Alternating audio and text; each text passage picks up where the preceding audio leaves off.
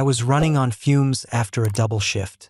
My boots were still caked in drywall dust, and my back felt like rebar bent one too many times. But I still swung by that little Thai place she liked, Golden Lotus, tucked behind the gas station.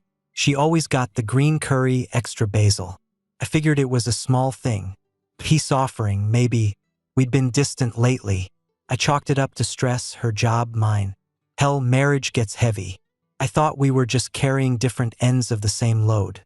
The food smelled like comfort when I got back.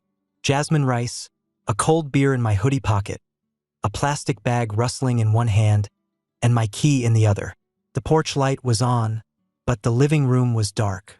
No TV, no music, just that weird kind of silence that doesn't sit right in your chest. I pushed the door open and stepped inside.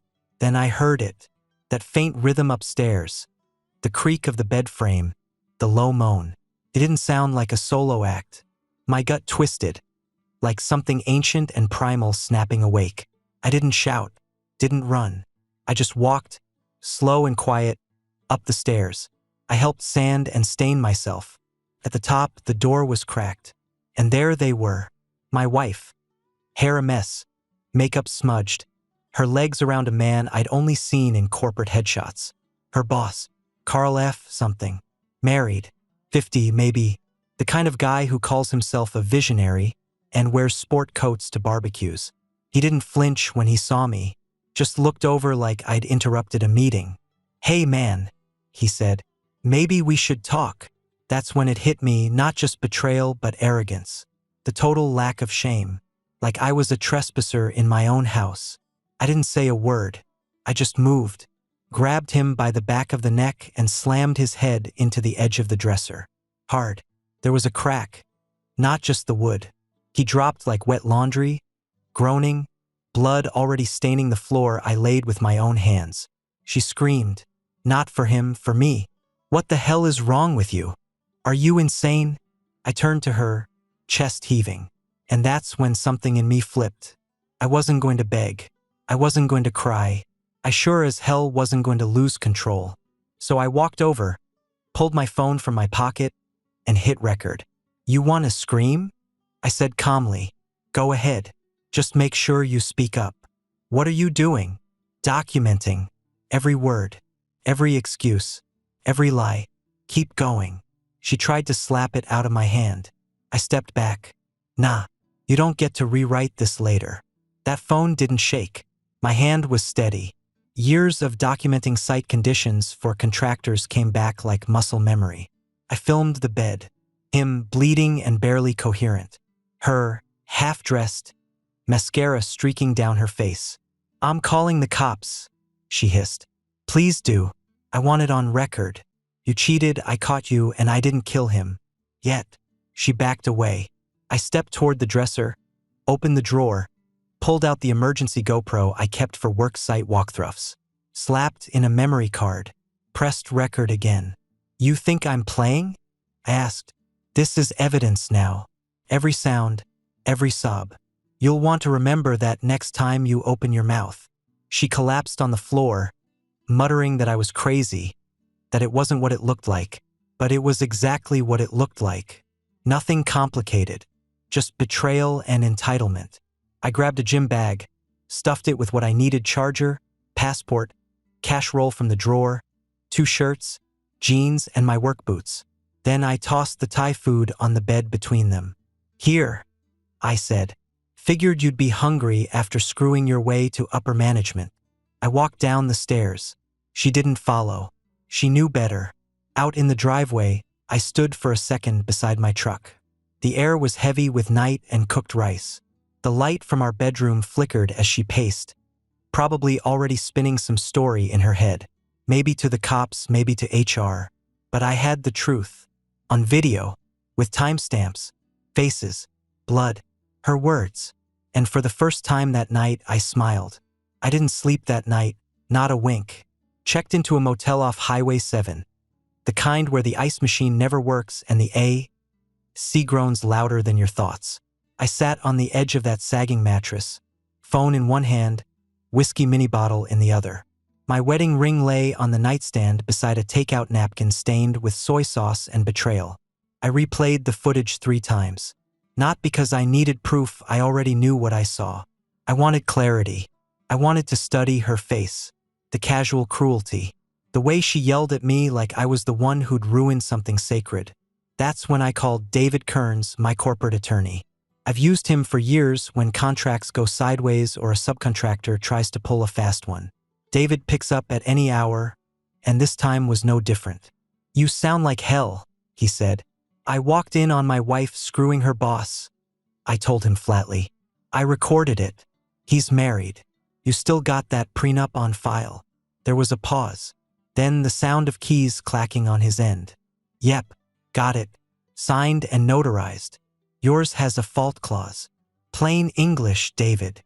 If she cheats, she walks away with nothing. No alimony, no house, no retirement, nothing but her personal belongings and a kicked-in reputation." I leaned back, staring at the popcorn ceiling. That prenup had been her dad's idea.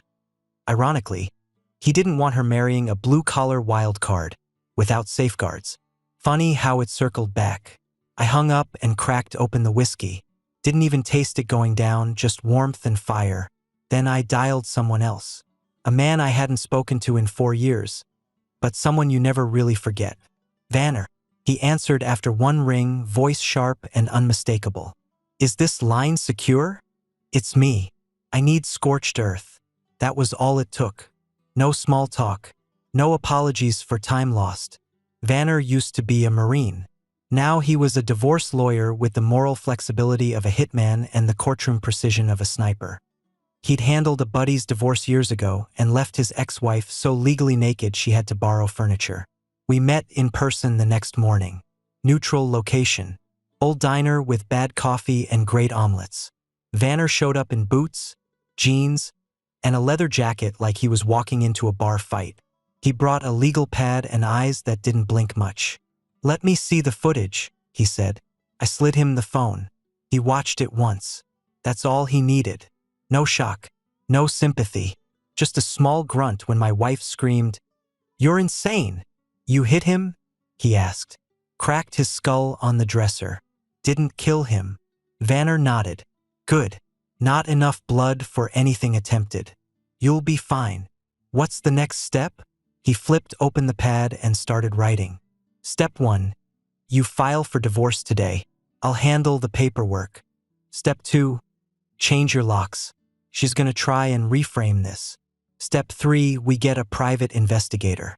Not a guy in a trench coat, real pro. Former FBI. My name's Marvin. He'll get us everything from emails to corporate card statements. If they used company funds to bang each other, this turns from adultery to embezzlement."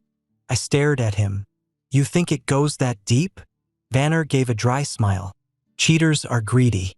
They don't just steal hearts, they steal money too." He was right. I know that now. That look on Carl's face last night, that wasn't love. That was ownership. Like he'd taken what was mine and dared me to take it back. "I want her ruined," I said quietly. "Not just divorced. I want her to be professionally radioactive." "You've got the fuse," he said. "Now let's gather the dynamite." By the time I left that diner, I had a plan and a purpose. The shock was gone. The grief hadn't arrived yet, and maybe it never would. All I felt was clarity. Cold, sharp, and justified. She thought it was just a one-night mistake. Maybe a fling. Maybe a connection born out of late meetings and bad boundaries. But she had no idea what she'd detonated. And I had no intention of letting her walk out clean. That's when I realized something. This wasn't about saving a marriage.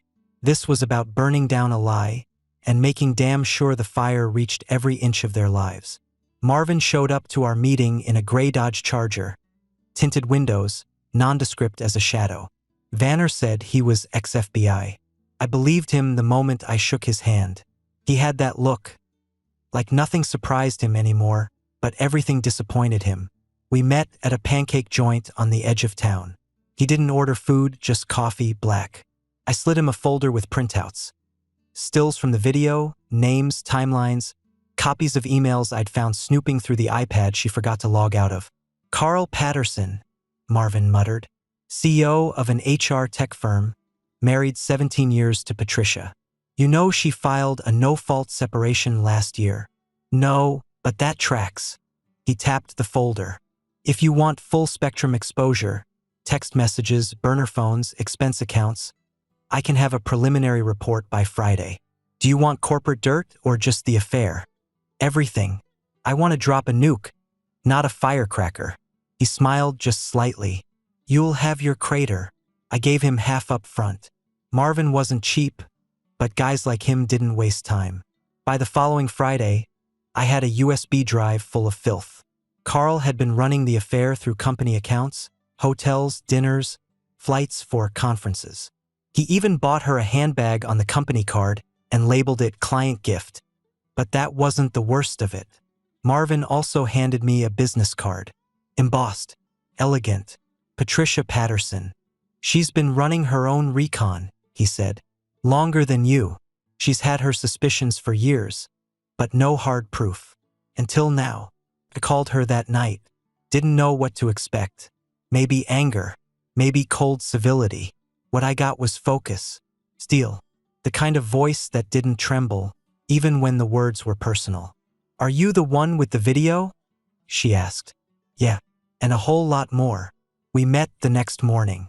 She wore a trench coat and carried a leather folder like she was heading to court.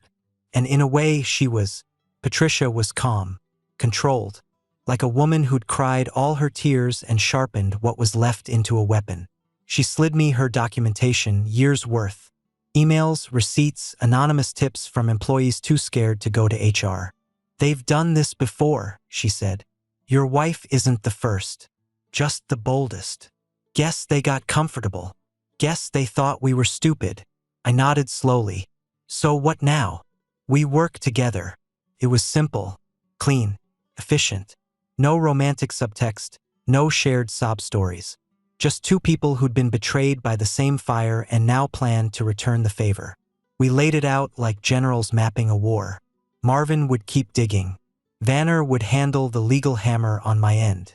Patricia, she had her own divorce lawyer lined up and 3 board members ready to flip on Carl once we pulled the trigger. I want him out of that company, she said. Stripped. Publicly. I want the truth played in a room full of people who once applauded him. I can make that happen, I said. I've got a friend who handles audiovisual for corporate events. Their galas in a month, right? She smiled for the first time. I'll be there in the front row. That night, I drove home feeling something I hadn't in days. Control. I didn't care if it made me petty. I didn't care if some therapist down the line said I needed to let go. I wasn't after peace. Not yet. I was after justice. And justice wears steel-toed boots when you're a man like me. First thing Monday morning, I took a personal day and called a locksmith I trusted from the site.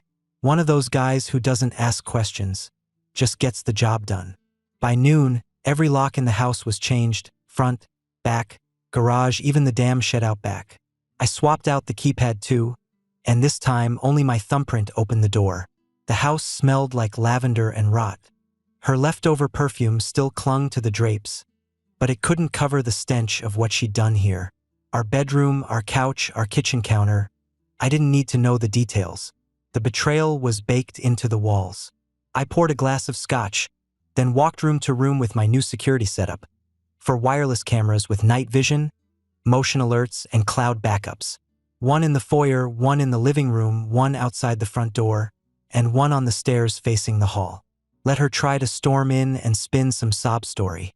This time, every scream would be recorded, every lie time-stamped. Later that night, I took the Tiffany bracelet I bought her for our 10th anniversary and listed it online. Got a decent bid within an hour. Used the money to buy a bottle of Blue Label and toasted to their downfall. Bitter? Damn right. But I was in control now. Every step forward wasn't anger, it was demolition with purpose. By Tuesday evening, she showed up. The camera pinged my phone as she walked up the driveway, confusion written all over her face. She tugged the door handle. Nothing. I tried the code. Dead. She rang the bell like she still lived here. When I answered through the intercom, Her voice cracked with the kind of desperation you only hear when someone realizes they're not in charge anymore. You changed the locks? Yep, legal right. You'll get a letter from Vanner by morning. You can't just. I can. And I did. She looked around like someone might jump out and back her up. But it was just her, me, and the camera recording every second. You're really going to do this? She asked, crossing her arms like she still had leverage. Throw away our marriage over a mistake? A mistake is buying the wrong milk. You built a second life behind my back. I'm burning it down. That night, she tried to come back again. This time with Carl. The camera caught his smug face, bruised but healing. He walked up to my door like he was collecting a damn package. He pounded on the door. This is harassment, man. Nope, I said through the speaker. This is my house. Get off my property. You assaulted me. Self-defense. I've got it on tape. But you go ahead and call the cops. I'd love to explain it to them, with your expense reports in hand. He froze. She pulled his arm. Let's just go. I saved the clip to the cloud. Labeled it, Threat, 9:12 p.m. 3 days later, I came home from work to find a rock through the garage window. Nothing stolen, just broken glass and spite. I didn't bother guessing who did it. I just uploaded the footage, sent it to Vanner, and called the cops to file a report. She's losing it, I told him. She's realizing what happens when the guy she screwed over isn't some sobbing doormat, he said. Keep documenting. Let her hang herself. And that's exactly what I did. Every time she showed up yelling or crying, every call she left on voicemail, every snide text, I backed it up, organized it, I archived it. My house became a courtroom and I was both witness and judge. But I wasn't doing it for revenge anymore. This was about taking my name, my dignity, and my home back. Every second I held the line was one more second she couldn't spin a different story. She used to control the narrative. Now I held the remote. What started as an affair unraveled into something darker. Marvin called me on a Thursday evening while I was rewiring the garage lighting. I had drywall dust in my beard, a socket wrench in one hand, and sweat running down my neck. His voice cut through the static like a blade. You're gonna want to sit for this. I'm good standing. Then brace yourself. Over the next 10 minutes, he laid it out. Carl wasn't just banging my wife. He was siphoning off corporate funds, laundered through shell vendors, billed as consulting fees, routed back into personal accounts. The affair was just an appetizer. The real betrayal? He used the company he co-founded as his personal ATM and playground. Worse, my wife wasn't just a willing participant. She was helping him. Expense reports showed client dinners at hotels they never checked out of. Team-building weekends with no other attendees. Flights to conferences she never registered for. Even jewelry paid for with company money. The same necklace she claimed was from an old college friend. I almost laughed. They've been doing this for over 2 years, Marvin said. You're not the first man he's done this to, but you might be the last. He sent me the files. Pages and pages. Names I didn't recognize. Places I'd never been. But all tied together by two things: greed and arrogance. Then came the kicker. You remember Michelle Weaver? He asked. Used to be Carl's executive assistant? Yeah, she quit last year. Guess why? He didn't wait. She filed a formal complaint. Said Carl pressured her into private meetings after hours. When she said no, he tanked her promotion, spread rumors, and made her life hell. HR buried it. Patricia never even knew. I clenched my jaw. Is she willing to talk? She is now, especially since you've got receipts. I called Patricia that night. She picked up on the first ring. I didn't sugarcoat it. Carl's dirty. Embezzlement. Sexual coercion. We've got a paper trail that goes back years. She didn't ask how I knew. Just exhaled slowly like she'd been waiting for confirmation of something her gut screamed long ago. I'll pull in my contacts on the board, she said. He's dead in the water. I sent her Marvin's files. By morning, 3 board members were demanding an emergency audit. Patricia added the cherry on top. A personal letter from Michelle, detailed and brave, naming names and dates. Carl had no idea the iceberg was coming. And my wife, she tried calling, left voicemails crying about how everything was out of control and blown out of proportion. I didn't answer. I just logged and timestamped every word. "You're ruining both our lives," she screamed into one message. No, they'd done that all by themselves. I was just shining a spotlight on the wreckage. For the first time in weeks, I didn't feel angry. I felt clarity. This wasn't about getting even anymore. This was about exposing the system they'd built on lies and entitlement. This was about justice. For me, for Patricia, for every employee Carl had screwed over. And I wasn't close to finishing. The invitation came wrapped in embossed gold foil like it was some royal wedding. Patterson and Vale Annual Gala. A night of excellence. Fairmont Grand Ballroom. Black tie. $500,000 budget. 1,000 attendees. Half the state's corporate elite. Perfect. I stared at the invite, then flipped it over. RSVP by the 10th. I didn't need to respond. I already had my entry pass, my old buddy Dennis, who ran the tech booth every year. Dennis owed me big from a construction job we covered for him when his team botched a commercial site inspection. "Tell me what you need," he said when I called. "A 5-minute slot, just before the awards start. I'll provide the media." "You sure, man? This is next level." "I'm sure." Dennis paused, then said, "All right, just get it to me by the 20th. I'll patch it in. No names tied to it." After that, I got to work. I spent a full week compiling everything: footage, receipts, emails, voice recordings, Marvin's summary report, and a short voiceover I recorded myself. No theatrics, just facts, dates, names. I kept it cold, clinical. The real damage wasn't in what I said. It was what they'd done, laid bare in 1080p. Vanner helped redact what needed redacting. No nudity, no slander, just evidence. Just enough to wreck reputations and crack the walls of $1 million company. I called the final cut accountability. 5 minutes. Exactly 5. First, a series of corporate expense reports paired with hotel bookings. Then, emails between Carl and my wife. Then, security cam footage from my front door. His bruised face, her tantrum. Next, testimony clips from 2 former employees, including Michelle. Finally, a still frame of the prenup clause. In the event of proven infidelity, party forfeits claim to assets. Black screen. My voice. When you build success on lies, don't be surprised when the foundation collapses. That was it. No threats, no insults, just the truth, packaged and polished like a product launch. I emailed the final file to Dennis under an alias. He confirmed receipt with a simple thumbs-up emoji.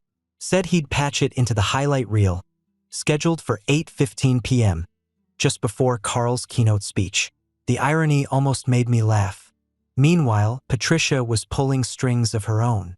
2 board members had already demanded Carl step down, pending review. She agreed not to go public with her divorce until after the gala, to let the footage do the talking. "You ready for this?" she asked over coffee the day before. I nodded. More than ready. I bought a cheap tux, rented a clean black truck, got a haircut for the first time in weeks. It wasn't about vanity, it was about presence. I wanted them to see me and know I wasn't ruined. I was rising. Vanner offered to be there too. Not as a guest, just in case. "I've seen a lot of divorcees bluff," he said. "But you're the first man I've watched go full recon." I smirked. That's the thing about construction, we know how to tear down and rebuild. Most people only know how to decorate. The night before the gala, I stood in my garage, surrounded by tools, cables, and dust, staring at my old wedding photo. Us in Maui, young and dumb. I didn't feel sad. I didn't feel hate. I felt done. Tomorrow wasn't about revenge anymore. It was about closure, broadcast in high definition. The Fairmont ballroom smelled like wealth and desperation. Crystal chandeliers, shrimp towers, suits that cost more than my first truck. I walked in alone. No tie, just a black button-down and jacket. Didn't need to blend in. I needed to be seen. Patricia was already there, sipping champagne like it was just another fundraiser. She nodded once when she saw me. Steel eyes, perfect posture. She wore a navy dress like she came to bury a king. At 8 o'clock sharp, the lights dimmed. Carl took the stage with that smug grin he wore in every press release, holding a microphone like he thought he was a rock star. Thank you all for joining us on this incredible night. I stopped listening. My eyes were locked on the tech booth in the back. 8:13. Dennis looked up at me. One nod. 8:14. Carl was finishing his speech, something about excellence in leadership. I could hear Vanner chuckle behind me from the back of the room. Then the screen behind Carl flickered. First slide. Patterson and Vail corporate expenses, 2022 to 2024.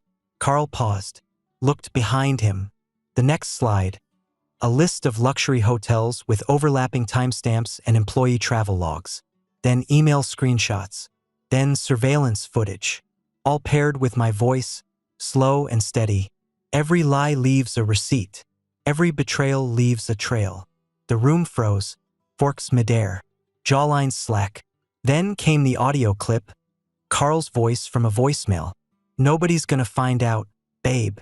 The board doesn't look at receipts. Relax. People started shifting. Someone gasped. A woman whispered, "Oh my God," loud enough to echo. Carl turned to the screen like he was staring into a firing squad. More footage played. Patricia's recorded testimony. Michelle's. Then the clip from my own front door. Carl bruised, rattled, yelling. My wife's voice shrieking. Timestamped. Crystal clear. The final slide came up. This is leadership? And then black. Silence. Then Patricia's laughter. Clean, sharp, and cutting like broken glass on marble. Carl stood there frozen. For a second, I thought he'd say something. Explain. Deny. But all he did was drop the mic and storm off stage. The ballroom turned into a hornet's nest. Board members pacing, guests whispering, cameras flashing, phones ringing, damage control already in motion. That's when the two detectives walked in. They didn't yell, didn't make a scene, just walked straight to Carl, badge out. Carl Patterson? You need to come with us. On what grounds? He snapped. Financial misconduct. Fraud. We'll explain downtown. They cuffed him right there, in front of everyone. Patricia watched without blinking. As they hauled him through the ballroom, his eyes scanned the room. Then he saw me. I didn't smile. I didn't gloat. I just stood still, like a man at the edge of the fire he set, watching it eat everything he once cared about. And her? My wife was across the room, standing by the champagne bar, pale and wide-eyed like someone seeing her own obituary scroll across the screen. She tried to walk toward me. I turned away. I'd said everything I needed to say with footage, facts, and a 5-minute nuclear blast. Outside, I lit a cigarette and let the night air settle in. Vanner came up beside me. Clean drop, he said. You just ended 2 careers and 5 lawsuits with a thumb drive. I nodded. She never saw it coming. He chuckled. Nobody ever does when it's the quiet guy swinging the hammer. I stayed outside for a while, just watching the chaos spill out into the valet line. Carl gone. Her exposed. Reputation burned to the studs. It wasn't vengeance. It was demolition with purpose. The fallout didn't take long. Carl's mugshot was on the morning news before the hangovers from the gala had even worn off. Tech CEO arrested amid fraud scandal was plastered across every local network. His board forced a resignation by noon. By the end of the week, Patterson and Vail stock took a nosedive. Patricia, she filed for divorce the next day and took the beach house, 3 cars, and half the company's remaining liquid assets. Smart woman. Surgical. As for my wife, she tried to play the victim, made a public Instagram post calling me an abusive control freak who had set her up. She painted the gala as a violent act of male rage, claimed I was emotionally unstable and dangerous. She underestimated 2 things. 1, the footage I'd already released. 2, Van. Within 24 hours, her post was hit with a cease and desist order so sharp, her lawyer dropped her the same day. Vanner attached a 30-page binder of counterclaims, evidence, timestamps, messages, receipts. If she pushed, we'd go to court for defamation and fraud. She backed off. Didn't stop the whispers, though. People talk. She was suspended from her job, pending investigation, which is corporate speak for start packing. With Carl gone and the company scrambling to stay afloat, her name turned radioactive. Nobody was touching her resume. Meanwhile, I got my house back, literally and symbolically.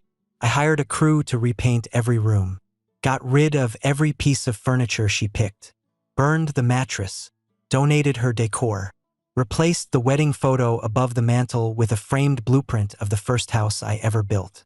I wasn't trying to erase her. I was reclaiming the space she thought she owned. Some nights, it still felt quiet in a different kind of way. Not the tense silence from before, more like the kind you get after a storm. Wreckage cleared.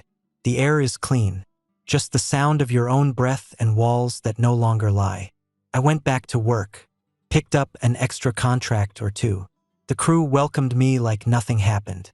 No pity, no questions. Just a cold beer after shift and the occasional nod from a guy who'd heard what went down and respected how I handled it. That meant more than any sympathy ever could. I started therapy, just once a week. Not because I was broken, but because I didn't want to carry the poison into whatever came next. The therapist was blunt, a former Navy shrink, didn't ask about my feelings, he asked about my framework. I liked that. You were the foundation, he said once. She poured acid in the concrete. You tore it out before it collapsed. I like that too. She texted a few times. One-liners. Can we talk? You owe me closure. I miss you. I never replied. She didn't deserve closure. She deserved silence. And silence is what I gave her. The divorce finalized quietly, like a dying light bulb fizzling out after a long flicker. No courtroom showdown, no dramatic exchanges. Just stamped paperwork, signed by a judge who didn't even look up from his desk. She got nothing. Not the house. Not a cent in alimony. Not the pension. Just a suitcase of clothes, a stained reputation, and a hard lesson in cause and effect. Vanner sent me a bottle of bourbon with a note. To clean exits and scorch trails. I kept the bottle on my new mantle unopened. Some victories don't need to be drowned in liquor. They just need to be remembered. Carl, indicted on 3 counts of wire fraud, 2 of corporate embezzlement, and an HR misconduct lawsuit still pending. He took a plea. 2 years in minimum security and a lifetime of side glances and locked doors in any boardroom that remembers his name. Patricia came out of it like a storm in heels. She took control of his board seat, restructured the company, and started donating to workplace equity foundations. We still talk occasionally. No romance, just mutual respect between 2 people who walked through hell and came out the other side carrying the matchsticks. And me? I rebuilt it. Literally. Picked up a warehouse remodel job out in McKinley and used the extra cash to upgrade my home workshop. Turned the garage into something real. Oak dust, sanders, saws, and sole. Started making custom furniture again. Took orders from neighbors, former clients, even a local boutique that wanted rustic Americana. I smiled at that. Rustic's just what happens when something strong survives the fire. I started jogging again. I lost the extra weight, grew the beard out. I looked in the mirror one day and realized I didn't just survive. I improved. And somewhere along the way, I met someone. Her name's Heather. I am a civil engineer. Met her at a zoning board meeting, both of us arguing the same side of a drainage permit. She's sharp. No patience for drama. Drinks her coffee black and reads actual books. The first time I told her I'd been divorced, she just nodded and said, "Better now." I said, "Yeah, way better. We're not rushing anything. I've learned not to build too fast. Foundations take time." Sometimes I think about that night, the Thai food, the dresser, the silence that came after, and I don't feel rage anymore, just clarity. That moment didn't ruin me. It revealed me, and I like the man who came out of the fire. I don't need revenge anymore. I have peace, and peace is earned.